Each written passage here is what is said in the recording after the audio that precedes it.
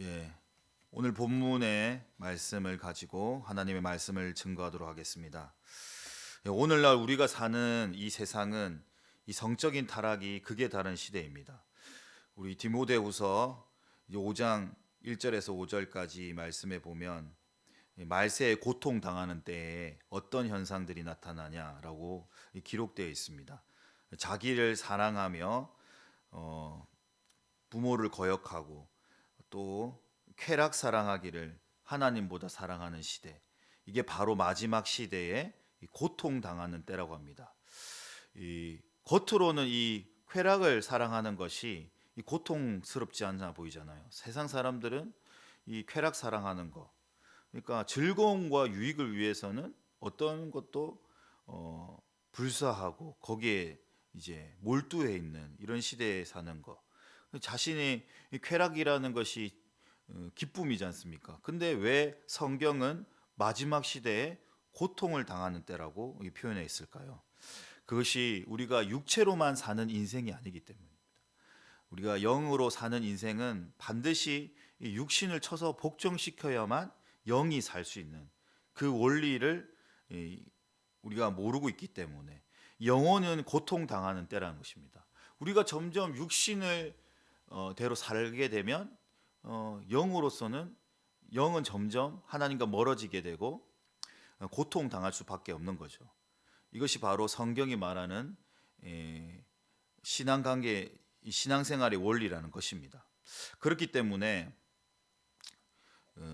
우리가 결론을부터 말씀을 드리면 육신을 위해 점점 살게 되면 하나님과 멀어지게 되고 영혼은 고통당하게 된다는 것입니다. 그래서 우리가 영적인 것에 계속해서 몰두하게 되면 자연스럽게 이 육적인 것들이 멀어지게 된다는 그 원리를 여러분과 함께 나누고 싶다는 것입니다. 이 음란함이라는 것이 이제 사실 개인의 자유라는 거죠. 어떻게 이 현대인들은 살아가고 있습니까? 한 번뿐인 인생, 내가 주인인 마냥 육신의 즐거움을 가지고 살 것이다. 이게 개인의 자유라는 명목하에 어떤 신앙이라든지 도덕적 양심을 무감각하게 만들고 있지 않습니까? 오래전이 되었죠. 이미 이 간음법이 폐지가 되었습니다. 이 간통법이 폐지가 됨에 따라서 이제는 뭐 거기에 대한 죄를 묻지 않죠. 성인 남녀에 대한 부부가 혼인을 했더라도 간통죄의 폐지기 때문에 음행하는 것에 대해서 죄를 묻지 않는 그런 시대에 살고 있다는 것입니다. 근데 오늘 이 우리가 본문을 통해서 우리의 몸에 과연 진정한 주인이 누구인지, 왜 우리가 거룩하게 살아야 되는 이유가 무엇인지를 함께 깨닫는 시간이 되기를 원합니다. 오늘 18절 말씀해 보니까 음행은 자기 몸에 죄를 짓는 것이라고 했습니다. 음행이라는 것이 바로 자기 몸을 죄를 짓는 파괴적인 행위라는 것입니다. 이 바울은 오늘 본문의 말씀에 음행을 피하라고 하는 것입니다. 다른 죄들은 이 몸 밖에서 영향을 미칠 수 있지만 음행이라는 것은 자기 몸 자체를 더럽히고 파괴하는 것이죠. 이 쾌락이라는 것은, 이 성적인 타락은 단순히 이례적으로 끝내지 않고 영혼을 파괴하고 피폐하게 만듭니다. 그리고 하나님이 주신 전을 스스로 망가뜨리는 것이죠. 오늘 우리가 읽었던 이 9절 앞절에 보면 이 창녀와 합하는 자는 그가 한 몸이 되고 또한 주와 합하는 자는 한 영이라는 것이요. 하나님께서 창안하신 부부 질서라는 이런 이 책이 있는데, 하나님께서는 이 부모를 떠나서 이 아내와 연합하는 것에 대해서 이 얘기하는 책인데, 한 몸을 이룰지라 이렇게 성경에도 기록되어 있지 않습니까? 그런 것처럼 단순히 이것은 이 성적인 행위에만 끝나는 것이 아니라 한 몸으로 되는 거죠. 그래서 부부라는 것이 촌수가 없다는 것과 한 몸이 되었지 않습니까? 그렇기 때문에 창녀와 합하자는 그 창녀가 된다는 것이죠. 이거를 조금 더 영적으로 깊이 살펴보면 이 그 창기가 가진 그런 이 영적인 어떤 안 좋은 것들, 그 만약에 창녀가 한 사람과 그런 성행을 했겠습니까? 정말 많은 사람들과 이 성적인 관계를 맺었겠죠. 그럼으로써 그 안에 있던 것들이 이 성적 행위를 통해서 안 좋은 것들이 다 내 몸속에 다 들어오게 되는 거예요. 이게 사실 영적인 실상이라는 것입니다. 단순히 쾌락한다는 것에 그치는 것이 아니라 그 사람이 가지고 있던 안 좋은 영적인 것들이 이 관계를 맺음으로써 나에게 다 들어오게 되는 거예요. 그러면서 어떻게 되는 거예요? 우리 몸이 하나님의 성전인데 세상 사람들은 그런 간섭이 없죠.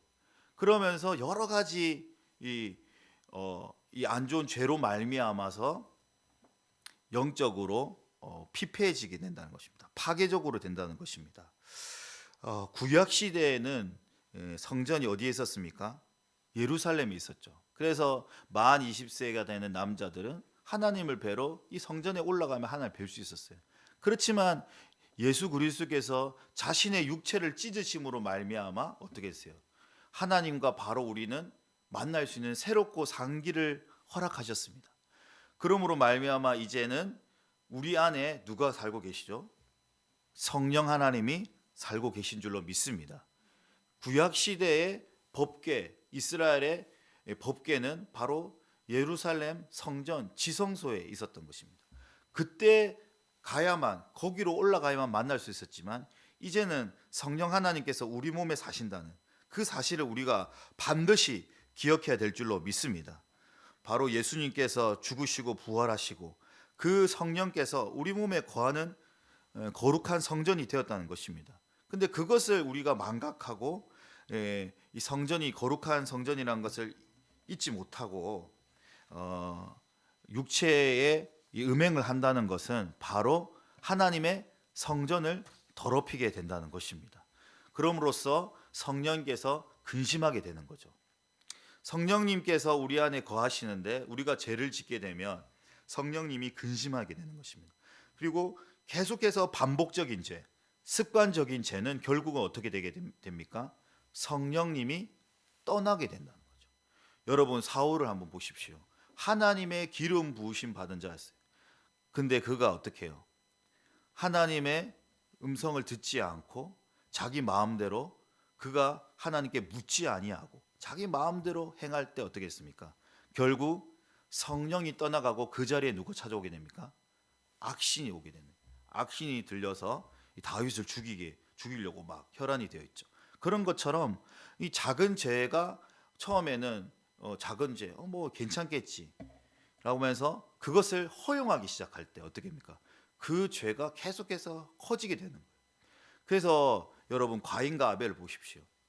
이 가인과 아벨의 사건을 볼 때 아벨을 쳐 죽였을 때 하나님께서 뭐라고 했습니까? 죄의 소원은 내 마음에 있으니 너는 죄를 다스릴지니라. 그리하지 아니하면 죄가 문 밖에 엎드려져 있느니라. 그러니까 죄를 의인하면서 문을 열면 그냥 그 죄가 금방이라도 나올 것처럼 엎드려져 있다는 거예요. 그런데 하나님께서 뭐라고 명령하십니까? 죄의 소원은 어디에 있다고요? 내 마음에 있으니 너는 그 죄를 다스려야 된다는 것이에요. 그래서 잠언의 말씀처럼 무릇 지킬 만한 것보다 더 무엇을 지켜야 되는 거예요? 우리 마음을 지키는 것이 중요하다는 것입니다. 그래서 이 마음으로부터 마음을 지키지 아니하면 그 죄가 호심탐탐 기회를 노리고 들어오려고 하기 때문에. 근데 결국 그 문을 열어주는 건 누구예요? 내가 문을 열어주는 거예요. 그 죄를 허용한 나의 그 자유의지로 말미암아 그 죄가 들어와서 어떻게 돼요? 크게 이제 그 죄를 계속해서 허용하게 되면 그 죄가 장성하게 자라고 완전 이 안에 자리 잡게 되는 거죠. 그러면 이제는 우리는 성령의 지배하심을 받는 것이 아니라 성령의 인도함을 따라 하나님의 뜻을 묻지 않고 하나님의 음성이 들리지도 않고 보이지도 않는 시대, 바로 사사기 시대입니다. 사사기가 뭐라고요? 자기의 소견에 옳은 대로 행할 때, 그게 바로 육체대로 사는 삶이지 않습니까? 자기 소견에 옳은 대로 행할 때 하나님의 말씀은 보이지도 않는 거예요.